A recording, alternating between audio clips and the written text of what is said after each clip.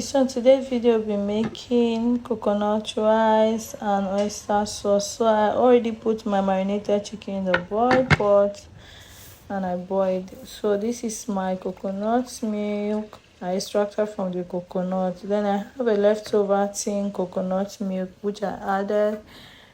Then after that, I got my chicken stock, the one we got from the chicken that we boiled. Then the next thing I did was to add my rice. So if today is your first time or you're just coming or coming across this video or page, you're welcome. This is Kuku to Grace Kisui. You're welcome. Please don't hesitate to click the follow button and follow me, or still subscribe to my YouTube channel. And to my return subscribers, thank you so much for subscribing. To my new subscriber, thank you so much. I love you all. You guys are amazing.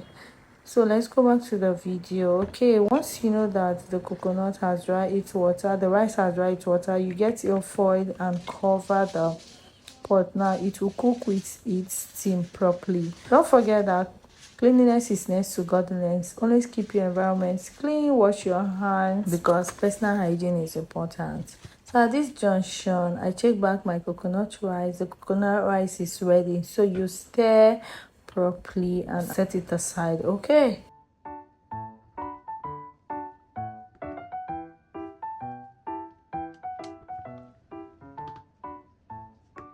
In my pan, I add my butter. If you don't have butter, you can add a vegetable oil, okay, and still get your result. Then you add your chopped onions, garlic, and ginger, and other chopped bell peppers like carrots, green bell pepper if you have, but me, I don't have. I have tomato, I have my carrot, I have my bell pepper, yellow and orange color bell pepper.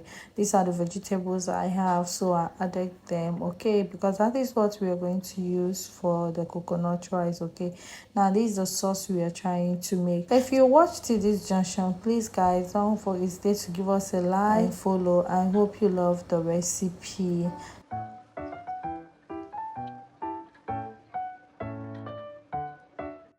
After adding all those things, I add my pepper, then bring the chicken. We did not fry the chicken. Now note that bring the boiled chicken and add, then you get your soy sauce. You add enough soy sauce. Okay, so that is the sauce we are using for the coconut rice. So you mix properly, and once you mix properly, you use your cover and cover it. Me, I don't have a bigger cover to cover my pan, so I use the cover from my coconut rice pot to cover it and allow it to steam. Okay.